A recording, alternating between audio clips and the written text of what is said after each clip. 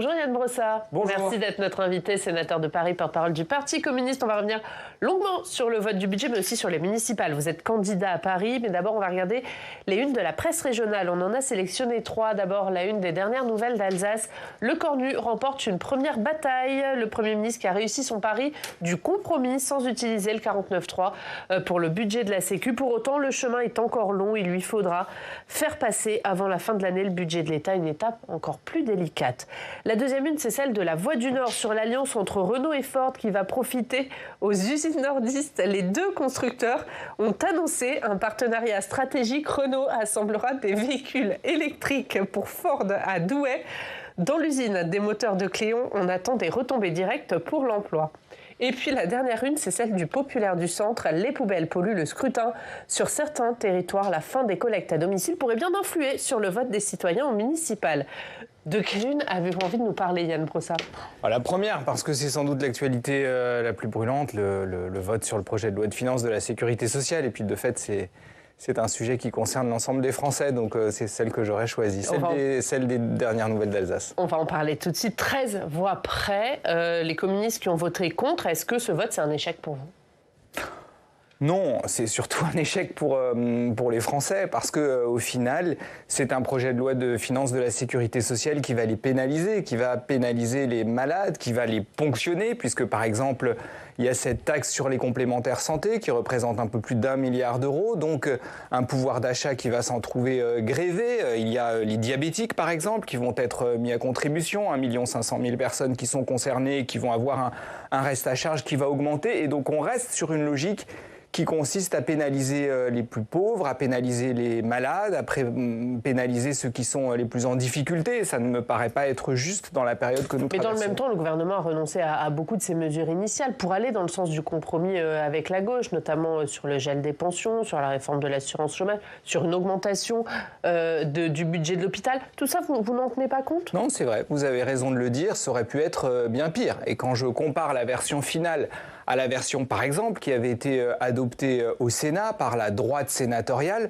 je constate qu'un certain nombre de combats que nous avons menés, notamment le combat contre les franchises médicales, le combat pour éviter un certain nombre de catastrophes qui étaient prévues, l'augmentation du temps de travail, par exemple, qui était voulue par les sénateurs de droite, nous avons effectivement réussi à mettre en échec un certain nombre de mesures de régression. Est-ce que pour autant la copie est positive ? Est-ce que pour autant la copie méritait un vote positif ou une abstention ? Je ne le pense pas, et je pense que les députés communistes ont eu raison de s'opposer à ce PLFSS dans sa version finale. Vous comprenez le choix des socialistes qui ont voté pour dans leur grande majorité, des écologistes qui dans leur majorité se sont abstenus, disant qu'il y avait des avancées ? Je ne partage pas leur analyse, mais je me garderais bien d'ériger des frontières ou des murs entre nous. Moi, je ne crois pas aux gauches irréconciliables.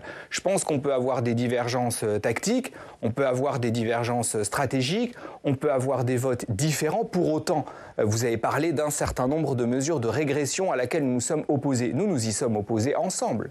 Et c'est parce que nous avons joint nos voix, nous les communistes, avec des socialistes, avec des écolos, avec des insoumis aussi, que nous avons pu empêcher un certain nombre de catastrophes dans ce projet de loi de finances de la sécurité sociale. Oui, mais vous avez voté contre. Est-ce que vous n'avez pas l'impression de ne pas jouer du coup le jeu du compromis ? C'est-à-dire que vous avez réussi à obtenir des avancées, vous votez quand même contre. Vous savez, les communistes sont des gens cohérents. On mène des combats. Il y a un certain nombre de combats qu'on gagne. Et puis il y a un certain nombre de combats qu'on ne gagne pas. Et puis on fait le bilan à la fin.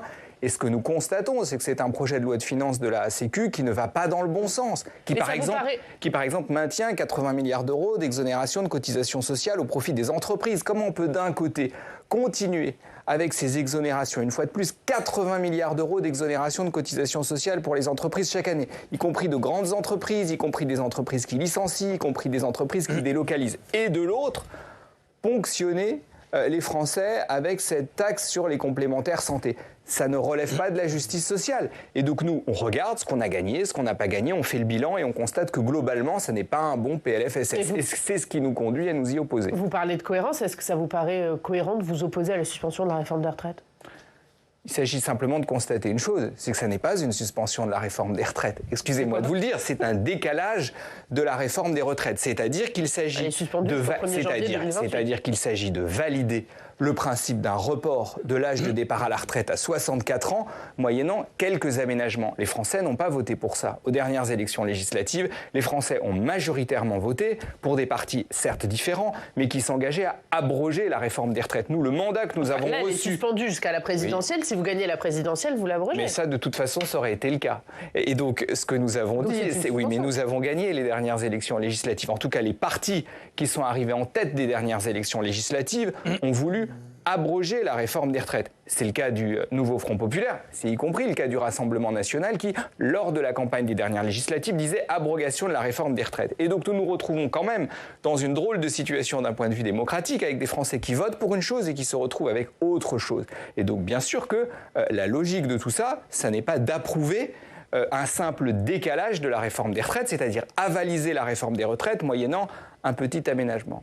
Est-ce que Olivier Faure disait hier, ce soir, le Parlement a montré qu'il servait à quelque chose. Vous partagez cette analyse ? Enfin, je n'ai jamais douté du fait que le Parlement servait à quelque chose, sinon je ne serais pas parlementaire. Et j'espère qu'Olivier Faure ne part pas, lui aussi, du principe que le Parlement ne servait à rien. Non, mais il disait sinon, il n'aurait pas été candidat aux dernières législatives. D'habitude, on discute en amende, il y a un 49-3, et hop, tout ce qu'on a fait est mis à la poubelle. Il dit là, vraiment, on a pu discuter, trouver des compromis et aller jusqu'au bout de la discussion parlementaire. Mais si le Parlement avait été véritablement respecté, par exemple, la réforme des retraites aurait été purement et simplement abrogée, puisqu'il y a une majorité à l'Assemblée nationale pour abroger la réforme des retraites. C'est le cas. De fait, jamais il n'a été permis que ce vote ait lieu. Les communistes ont fait voter une résolution qui n'a pas de valeur contraignante se prononçant sur l'abrogation de la réforme des retraites. Donc il y a encore un peu de chemin pour aller au bout et pour permettre que ce soit vraiment le Parlement qui dirige dans notre pays. Vous disiez ne pas croire aux gauches irréconciliables. Hier, la France Insoumise a énormément critiqué la décision du Parti Socialiste et même des écologistes qui se sont abstenus. Ils n'auraient pas dû faire ça ? Moi, je ne veux pas faire d'un vote un prétexte. C'est-à-dire que je ne veux pas faire de ce débat sur le projet de loi de finances de la Sécu je ne veux pas en tirer des conséquences hâtives. Moi, je vais vous dire, on peut faire tout le cirque qu'on veut. Si demain, il y a des élections législatives, si demain, il y a une dissolution, il faudra bien que la gauche retrouve le chemin de l'union. J'ai trop vécu... Avec la France Insoumise avec l'ensemble des forces de gauche pour empêcher la victoire de l'extrême droite. Mais ce qui s'est passé ces dernières semaines. On verra de quelle manière, selon quelle modalité, sans doute pas la même chose que la dernière fois. Mais enfin, de toute façon, nous n'aurons pas le choix. Et j'ai trop vécu ces moments où on se dit plus jamais ensemble. Et puis en réalité, quand on est confronté à l'obstacle, on est bien condamné à travailler ensemble. Donc moi, je ne prononcerai jamais de formule définitive et je pense d'ailleurs que les électrices et les électeurs de gauche ne sont eux-mêmes pas irréconciliables et que vous avez des gens de gauche qui un jour votent pour la France Insoumise, un autre vote pour les socialistes, une autre fois aux élections municipales votent pour leur maire communiste et puis une autre fois vote écolo. Donc les électeurs de gauche eux-mêmes savent que nous sommes condamnés à faire l'union et à travailler ensemble. Est-ce que le fait que le projet de loi de la sécurité sociale soit passé, pour vous, ça ouvre la voie à une adoption du budget de l'État ? Nous verrons bien. Nous menons les combats les uns après les autres avec, je vous le redis, une seule boussole, en tout cas pour ce qui concerne les communistes, c'est la volonté de remettre de la justice sociale dans notre pays. Dans un pays qui est la 7e puissance économique du monde, où on a dans le même temps 10 millions de pauvres, où on a un niveau d'inégalité sociale qui n'avait pas été atteint depuis 30 ans. Moi, je pense que c'est ça qui devrait être le cœur du débat politique. Vous savez, parfois, je nous écoute au Sénat, j'écoute les débats à l'Assemblée nationale et je pense à une interview que j'ai lue récemment de Lula qui dit sa grande fierté d'avoir sorti 40 millions de personnes de la faim. Nous sommes là à discuter du niveau du déficit public, du niveau de la dette. Il a sorti 40 millions de personnes de la faim. Quand est-ce qu'on se met à ce niveau-là d'ambition ? Moi, je rêve qu'on ait des responsables politiques en France qui se fixent des objectifs comme cela. Sortir des personnes de la pauvreté, des difficultés sociales qu'ils rencontrent. Ça vaut le coup de se réveiller avec de l'énergie, avec l'envie de se battre. En tout cas, moi, c'est ça qui me motive et j'aimerais qu'on soit plus nombreux à avoir de tels objectifs. Allez, on continue à parler du budget puisque le Sénat poursuit dans le même temps l'examen du budget de l'État. Les sénateurs qui sont dans la partie dépenses avec l'examen des budgets mission par mission. Steve, on va parler du budget de l'immigration avec vous, puisque le Sénat a voté une augmentation de ce budget pour lutter contre l'immigration illégale. Oui, rien loin des spotlights de l'Assemblée nationale. Le Sénat poursuit à pas de loup l'examen du budget de l'État. Ce lundi, les sénateurs examinaient la mission immigration, asile et intégration. Premier enseignement, si tous les services de l'État, ou presque, se serre la ceinture. Ce n'est pas le cas du ministère de l'Intérieur. L'année prochaine, l'enveloppe consacrée à l'immigration progressera de 80 millions d'euros par rapport à l'année dernière. Elle atteindra 2,16 milliards en 2026, Oriane. Et cette hausse ira notamment dans la construction de centres de rétention administrative. Oui, vous savez, ces centres où l'on place des étrangers qui n'ont plus le droit de rester sur le territoire dans l'attente de leur expulsion. Le problème, c'est que ces centres sont pleins à craquer. Le gouvernement avait promis de doubler leur capacité pour atteindre 3000 places en 2027. Ce sera finalement pour 2029, mais le gouvernement a dégagé de l'argent dès l'année prochaine pour investir dans ces CRA. Le Sénat a voté une augmentation de 260% des crédits alloués à ces centres pour l'année prochaine. Et la droite qui a profité de ces débats dans l'hémicycle pour pointer du doigt les associations qui agissent dans les CRA. Oui, au mois de mai, la majorité sénatoriale avait adopté une proposition de loi pour retirer aux associations leur mission de conseil aux étrangers. Cette mission serait désormais confiée à l'OFII, l'Office français de l'immigration et de l'intégration, un organisme qui est placé sous la tutelle du ministère de l'Intérieur. Et ce lundi, Laurent Nunez s'est dit favorable à cette proposition du Sénat. Écoutez-le. Je pousserai cette proposition. Je la pousserai. À un moment, il faut savoir dire stop. Et peut-être que ça fera bouger les lignes, bouger les choses. Mais il y a d'autres structures qui sont tout à fait capables d'assurer une assistance juridique qui soit réelle, performante et qui ne se traduise pas par des recours systématiques qui viennent en fait obérer nos capacités d'action. Monsieur le sénateur, vous n'êtes pas favorable, je crois, à cette proposition du Sénat. Non, pas du tout. Et je trouve que la droite est en train de plus en plus d'entrer dans une dérive qui consiste à instituer un délit d'opinion. En l'occurrence, les associations dont on parle, que je connais bien, qui travaillent au sein des centres de rétention administrative, quel est leur boulot ? Leur boulot, ce n'est pas d'exprimer des opinions. Elles peuvent exprimer des opinions par ailleurs. Elles veillent au respect des droits des personnes retenues. Et on a des sénateurs de droite, en l'occurrence, avec l'approbation du ministre de l'Intérieur, qui disent non, mais ces associations, par ailleurs, elles ont des opinions qui ne nous conviennent pas. Mais c'est très grave. C'est pas exactement ce qu'il dit. Il dit ces associations multiplient les recours en justice. Du coup, les tribunaux ensuite ont du mal à traiter toutes ces demandes et proposent effectivement de confier cette mission de conseil à l'OFII. C'est pas une bonne idée, l'OFII, mais en l'occurrence, si elles peuvent faire des recours, c'est que le droit le leur permet. Donc à ce moment-là, le problème, c'est le droit. Le problème, c'est pas les associations. Et de fait, on pointe du doigt ces associations pour la simple et bonne raison qu'elles font leur boulot. Mais je pense qu'on assiste à une dérive qui est plus générale que ça.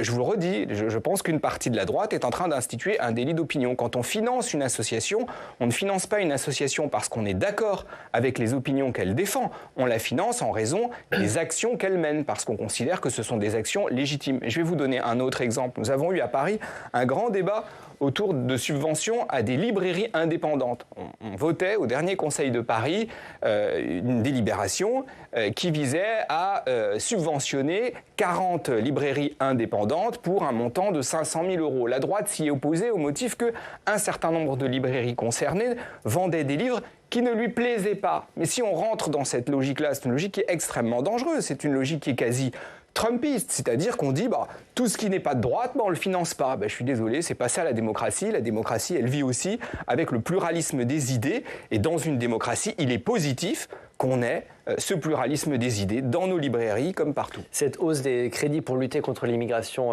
illégale, vous approuvez? C'est une bonne chose? C'est magique quand même. Il n'y a plus un radis dans ce pays quand on écoute ces gens. Il n'y a plus de thunes pour construire des hôpitaux. Il n'y a plus d'argent pour les écoles. Il faut supprimer 4000 postes d'enseignants. Par contre, quand il s'agit de la police aux frontières et quand il s'agit de multiplier les centres de rétention administrative, alors là, c'est waouh.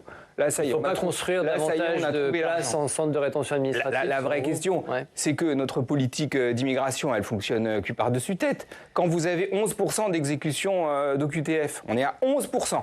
C'est-à-dire qu'on prononce des OQTF à tire-larigot et qu'au final, on n'est pas capable de les exécuter. On ferait mieux de cibler mieux les OQTF sur les personnes dangereuses pour éviter d'avoir des résultats aussi pathétiques. Donc on aurait besoin d'une réflexion plus globale sur notre politique d'immigration, visant notamment à mettre le paquet sur l'intégration des personnes accueillies. Comment on fait en sorte qu'elles apprennent le français, qu'elles aient un travail, qu'elles deviennent membres de la communauté nationale. Oui, mais si elles n'ont pas le droit d'être sur le territoire français, c'est ça aussi la question. Elles n'ont pas. Oui, mais de fait, on crée des situations folles. en faisant qu'on a des gens qui ne sont ni régularisables ni expulsables. Et donc les personnes ne peuvent pas être accusées elles-mêmes d'être responsables de ça. Moi je pense que nous aurions besoin, notamment vis-à-vis des travailleurs sans papier, d'une vague de régularisation qui permette à ces personnes de vivre dignement sur notre territoire, de ne pas être condamnées à engorger des centres d'hébergement d'urgence parce que quand on n'a pas de papier, on ne peut même pas déposer de demande de logement. Moi, je le vois, y compris dans mon arrondissement, on a des centres d'hébergement d'urgence qui sont aujourd'hui totalement engorgés de personnes qui travaillent et n'ont pas de papier. Ça n'est pas une situation qui est digne, c'est pas digne pour elles, c'est pas bon pour le pays. Et donc je pense qu'on aurait besoin de revoir globalement notre politique d'immigration avec un objectif qui est la dignité des personnes humaines. On va passer à l'actualité à Paris avant de parler des municipales. L'actualité, ce sont aussi ces violences dans des écoles à Paris. 15 enquêtes ouvertes en 2025 pour agressions sexuelles présumées dans des écoles maternelles. C'est ce que dit la procureure spécialisée pour les mineurs du parquet de Paris. Est-ce qu'il y a eu des manquements de la part de la ville ? D'abord, c'est un sujet qui n'est pas spécifique à Paris, mais c'est un sujet qui est absolument fondamental. Et les situations que vous décrivez sont absolument indignes. Et j'ai d'abord une pensée pour ces enfants qui sont de fait marqués à vie. Une pensée pour les familles qui sont légitimement inquiètes. Et tout cela appelle à l'évidence à la fois des réponses judiciaires, vous avez parlé de l'action du parquet, mais des réponses plus globales. Et donc je pense que oui, bien sûr, il est temps d'agir avec sévérité dans une logique qui soit une logique de tolérance zéro. Dès qu'un signalement nous revient, il faut écarter les personnels concernés et je pense que oui, c'est nécessaire. Oui, alors il y a ces agressions sexuelles présumées. Hier, on a également appris que des éducateurs d'un foyer parisien du 13e arrondissement de la ville se sont filmés en train de tondre la tête d'un petit garçon de 8 ans pour le punir. Donc je repose la question, est-ce qu'il y a eu des manquements de la part de la ville de Paris ? À l'évidence, il y a eu des manquements. À quel niveau se situent ces manquements ? Ça restera à déterminer. Ce qui est sûr, c'est qu'il faudra des sanctions extrêmement lourdes. Qu'il faudra que des têtes tombent. Quand on est responsable de situations comme celle-là, on doit être sanctionné et on doit être durement sanctionné. Et donc, à quel niveau se situe la responsabilité ? Une fois de plus, ça restera à déterminer et l'enquête devra nous permettre d'avancer. Mais on ne peut pas accepter que des situations comme celle-là perdurent. Et donc oui, bien sûr, des sanctions à l'évidence et des réformes qui nous permettent d'éviter de reproduire ce genre de situation. Ces agissements ? Comment ? Elle est au courant, la mairie de Paris, de ces agissements ? En tout cas, elle est depuis que ces révélations ont été faites. Et par ailleurs, il y a des personnels, et heureusement, qui ont déjà été écartés. Vous avez parlé de situations dans les écoles, dans le périscolaire tout à l'heure. Il y a eu des sanctions qui ont été prononcées, et heureusement. Mais nous avons besoin de continuer à avancer sur le sujet. Nous avons besoin d'ailleurs, pour ce qui concerne le périscolaire, de mon point de vue, de changements qui soient structurels et qui soient majeurs. On a, dans notre périscolaire, trop de personnel précaire, trop de personnel contractuel, trop de personnel vacataire. Et donc, on a besoin d'un saut qualitatif dans le périscolaire parisien et ce sera l'un des sujets des prochaines élections municipales. Nous avons d'ailleurs le vote du budget au Conseil de Paris la semaine prochaine et mon groupe présentera plusieurs amendements qui visent justement à améliorer la situation du périscolaire à Paris. Et on va parler des municipales tout de suite avec Jacques Paquier. Bonjour Jacques, merci d'être là, directeur de la rédaction du journal du Grand Paris. Vous vouliez interroger Yann Brossat sur ces municipales, Jacques.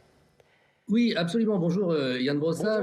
La campagne pour les municipales à Paris a vraiment commencé. Elle avait commencé à gauche avec les primaires socialistes, notamment l'hiver dernier. Mais là, désormais, Rachida Dati est omniprésente, notamment sur les réseaux sociaux. Un matin avec les éboueurs, le lendemain avec les consommateurs de crack, le surlendemain avec les SDF. En allant draguer, si j'ose dire, des terres occupées par les couches populaires. Comment vous regardez ce début de campagne de Rachida Dati et comment vous vous positionnez vous-même dans ce paysage ? D'abord, je ne passe pas ma vie à regarder sa campagne, mais le peu que j'en ai vu me fait dire que les Parisiens ont besoin d'un maire, d'une maire, et pas d'une tiktokeuse.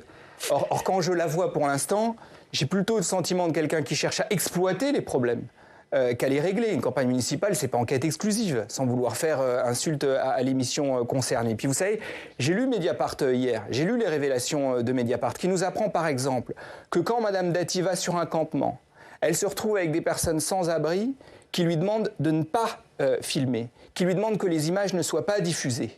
Et derrière, on apprend que Madame Dati les diffuse quand même. On parle de personnes qui sont à la rue, qui sont dans des situations extrêmement difficiles, dont les proches ne savent pas parfois qu'elles sont à la rue et qui se retrouvent sur les réseaux sociaux vues par des centaines de milliers de personnes. je vous le dis sincèrement, c'est une horrible personne.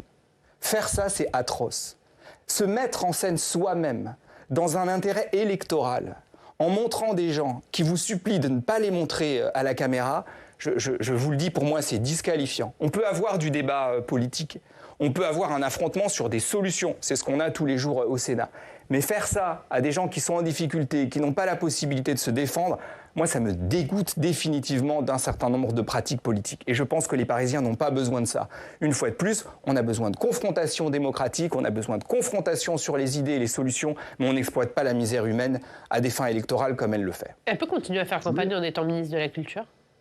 Oh bon, en tout cas, ça n'a pas l'air de la gêner. Ce qui est frappant, c'est de voir qu'elle ne gère pas son ministère. Et pourtant, Dieu sait si les sujets sont nombreux. Vous évoquiez tout à l'heure la situation du Louvre, le désastre du Louvre, le casse du Louvre. Et on a une ministre qui semble ne se préoccupe absolument pas de la gestion de son ministère. De fait, elle fait aujourd'hui campagne en ignorant totalement les obligations qui sont celles de la ministre. Et tout ça est évidemment choquant, mais les Parisiens jugeront aux faits et à ses comportements. Jacques, vous avez une autre question sur la campagne à gauche ? Absolument. Je voulais vous demander, Yann Brossard, on dit que l'accord à gauche est imminent. Alors, je ne sais pas si je suis bien informé. Comment vous le regardez ? On a dit que c'était peut-être la mairie du 11e qui passerait des socialistes aux écolos pour aboutir à l'accord. Est-ce que vous, communistes, vous avez ce que vous souhaitez ? Où en est-on de cet accord ? Jacques Paquet, vous êtes toujours bien informé. Vous savez, moi, depuis le départ, je dis qu'il faut que la gauche se rassemble, que communistes, écologistes et socialistes soient ensemble dès le premier tour des élections municipales. Je le dis encore plus quand je vois l'union des droites qui est en train de se constituer, c'est-à-dire l'alliance de la droite et de l'extrême droite. Vous voyez, c'est ce qui s'organise à l'échelle nationale. J'ai vu que Nicolas Sarkozy lui-même plaidait pour l'alliance de la droite avec l'extrême droite. J'ai vu que Sarah Knafo, bras droit de M. Zemmour, plaidait pour une alliance avec Mme Dati à Paris. Quand on est confronté à ça, quand on est confronté à une droite extrémisée, radicalisée, la gauche, elle a le devoir de se rassembler. Et donc oui, moi je souhaite que d'ici Noël, nous ayons cette belle union de la gauche et des écologistes à Paris dès le premier tour, parce que c'est le meilleur moyen d'éviter cette victoire d'une droite radicalisée. Sarah Knafo, elle tape sur un deal de second tour, si elle est candidate à Paris. En tout cas, je constate que tout ce beau monde, il n'est pas beau du tout. Tout ce monde est en train de s'organiser et que la droite, aujourd'hui, envisage ouvertement une alliance avec l'extrême droite, ce qui est une rupture majeure quand même dans l'histoire politique de notre pays. On est très très loin des années Chirac, et je le dis comme Parisien, alors que Jacques Chirac était maire de Paris pendant de nombreuses années. L'alliance de gauche, elle doit aller d'où à où ? L'alliance de gauche au premier tour, ça doit être une alliance de la majorité municipale, je l'ai dit, socialiste, communiste, écologiste. Je souhaite qu'elle puisse être élargie à l'après, le mouvement de Daniel Simonet, éventuellement à place publique. C'est ce qui me paraît le plus efficace pour rassembler le plus large au premier tour. Et dans l'entre-deux tours ? Et puis, pour ce qui concerne le second tour, on verra au second tour. Mais vous n'excluez pas une alliance avec LFI ? Pour l'instant, nous en sommes au premier tour. D'abord, parce qu'Emmanuel Grégoire, à votre place la semaine dernière, il disait pas d'alliance avec LFI. Emmanuel Grégoire, je bois ses paroles. En tout cas, pour l'instant, nous en sommes au premier tour. Ce que je vois en revanche, une fois de plus, c'est que la droite, elle, envisage ouvertement des alliances avec l'extrême droite. Et je ne mettrai jamais sur le même plan la France insoumise et l'extrême droite. Merci Jacques Paquier. La une du journal du Grand Paris, le premier téléphérique urbain d'Île-de-France va s'élancer. C'est à la une de votre journal. Un mot, puisqu'on va recevoir dans quelques instants Marine Tondelier, la secrétaire nationale des écologistes, candidate donc des écologistes à la primaire de la gauche. Est-ce que les communistes y participeront à cette primaire ? Pour l'instant, nous ne sommes pas dans cette logique-là. Ça ne nous empêche pas de discuter, notamment dans l'optique des prochaines élections municipales. Et je le dis à Marine Tondelier, j'espère vraiment qu'on aura une belle liste d'union à Paris qui inclut les écologistes et qui nous permette de maximiser les chances de victoire. Nous le devons aux Parisiennes et aux Parisiens qui, une fois de plus, je crois, ne veulent pas dans leur majorité que cette ville tombe dans l'escarcelle de la droite extrémisée de Mme Dati. Et on va lui poser la question, mais un mot, vous nous avez répondu sur la France Insoumise à Paris, la France Insoumise qui va présenter des candidats contre des maires sortants socialistes dans plusieurs villes de France. Qu'est-ce que vous en pensez ? Ils ont évidemment le droit de le faire. Moi, ce que je pense, c'est que l'heure est au rassemblement et que quand, justement, on a cette droite qui est aussi menaçante, il vaut mieux se rassembler. Et si on a envie d'aller à la conquête de nouvelles villes, il vaut mieux quand même aller à la conquête de villes qui sont aujourd'hui tenues par la droite. Il y a suffisamment à faire dans notre pays pour ne pas se chercher des poux dans la tête entre nous. Voilà, c'est mon avis. Merci Yann Brossard. Merci. Merci beaucoup d'avoir été notre invité.